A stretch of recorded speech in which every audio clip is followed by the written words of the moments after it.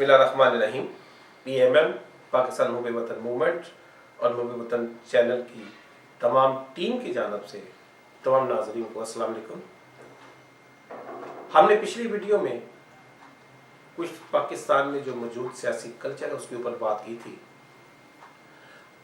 आज हम थोड़ा सा इसके ऊपर मज़ीद अपना मुशाहिदा जो हम महसूस करते हैं वो दोबारा उसको थोड़ी सी उसकी तफसील समझ लें, वो आपके सामने ज़रूर रखना चाहते हैं। कहने का मैंने पहले भी कहा था कि अल्हम्दुलिल्लाह हम एक आज़ाद रियासत में रहते हैं। इसका एक आज़ाद कॉन्स्टिट्यूशन भी है जो इस रियासत को लीड करता है, जिसकी पासदारी हम तमाम जितने भी शहरी हैं उनके ऊपर लाजिम है।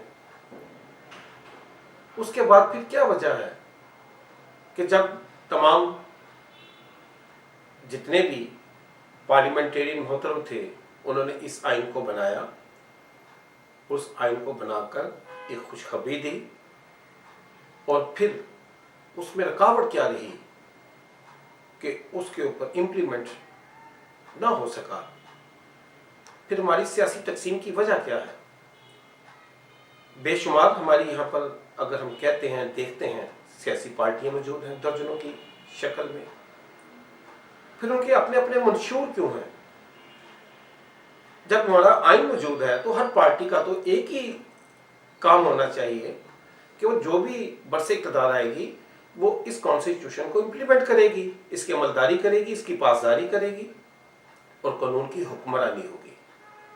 तो फिर ये मंशूर जो हर सियासी पार्टी का अगर बनता है, मैं इसमें बस सिर्फ आपकी राय का ही मुंतज़िर हूँ कि मैं वैसे ये एक आपके आगे रखना चाहता हूँ कि जब हमारा आइन मौजूद है तो हुक्मरान जो पार्टी होगी उसका तो ये फ़राइज़ में शामिल है, वो भी एक जमहूरी अदारा है कि भी वो आकर आइन जैसे दोबारा यहाँ पर जितने भी अदारे हैं हमारे जमहूरी हैं, जो आइन के मुताबिक चलते हैं, जो रियासत के हैं, जो रियासत को चलाते हैं, तो वो भी एक पार्लियामेंटेरियन सुप्रीम से ही, बिल्कुल इसमें कोई शक नहीं।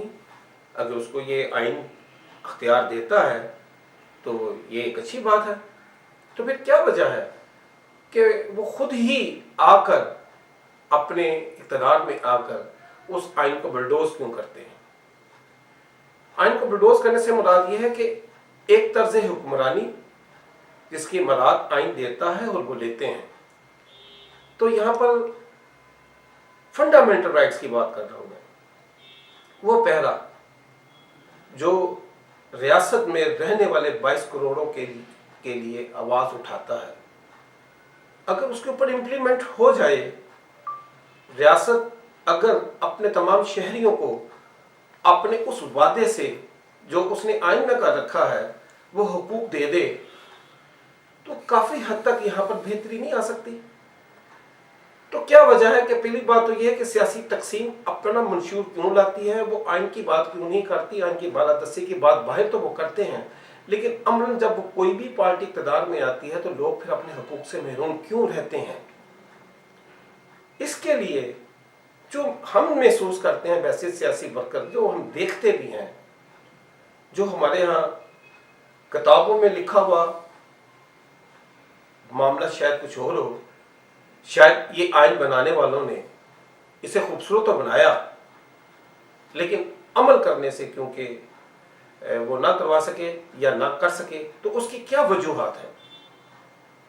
हम देखते हैं कि हमारे यहाँ जो सियासी कल्चर जिसकी हम तमाम पूरी 22 करोड़ अवाम खमियाजा भुगत रहे हैं, उसमें यही है कि मैं बहुत एहतराम के साथ, माज़रत के साथ, कि यही समझा जाता है कि जो शख्स यहाँ पर साहिब हैसियत मालूमता या फिर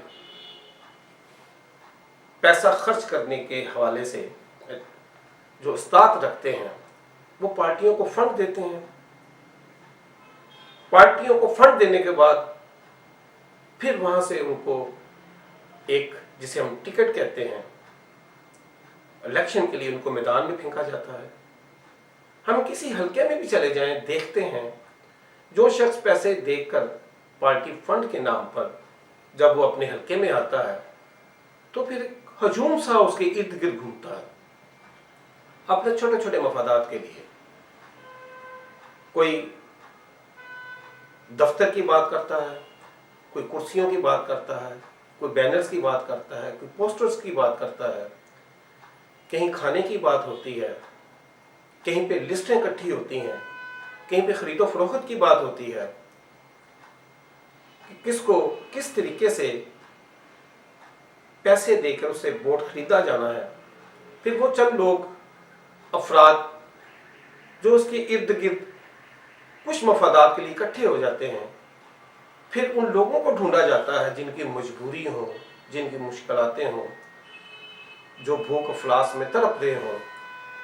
کسی کو خیرات کے نام پر کوئی آٹے کے توڑے ریاکاری کر کے فوٹو سیشن کروا دیا جاتا ہے. کہنے کا معاملہ اس سے نیچے تک جتنا میں بیان کروں شاید وقت کم ہے ہمارے پاس, لیکن ہم سب اسے دیکھتے ہیں. تو مجھے یہ بتائیں, جب وہ شخص جو پارٹی چندے سے انویسٹمنٹ شروع کرتا ہے اور نیچے آ کر تمام ان چیزوں کو قبول بھی کرتا ہے اور پھر اسے لے کر بھی چلتا ہے, پھر وہ افراد جو اس کے ارد گرد اکٹھے ہو جاتے ہیں, جو اس سسٹم کا حصہ جسے آپ کہہ سکتے ہیں کہ بننے کے بعد, تو آیا پھر ہم کن سے گلا شکوہ کرتے ہیں کہ جس نے اتنی بڑی انویسٹمنٹ کی ہوتی ہے, کیا وہ لوگوں کے حقوق کی بات کرنے کے لیے ایسا کریں گے, یا اپنی شخصیت کے لیے اپنی انویسٹمنٹ کو اس کے معیار کو بہتر بنانے کے لیے وہ کام کریں گے. اسے ہم جمہوری عمل کہتے ہیں. کیا یہ واقعی جمہوری عمل ہے؟ کیا جمہوریت اسی چیز کا نام ہے کہ یہاں پر لوگوں کی مجبوری سے, ان کے افلاس سے کھیل کر, ان کی مفلوجیت سے, ان کی جو کچھ بھی آپ کہہ سکتے ہیں وہ چیزیں اکٹھی کر کر, اور اس انتخابی عمل کو کیا ہم جمہوریت کہہ سکتے ہیں؟ کیا واقعی ایسا ہی جمہوریت میں ہے؟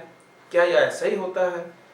تو پھر اگر ایسا ہوتا ہے تو ہم تو پھر جو بیچتے آ رہے ہیں اسی کو کاٹتے رہیں گے. ہم نے جب تک کوئی ایسا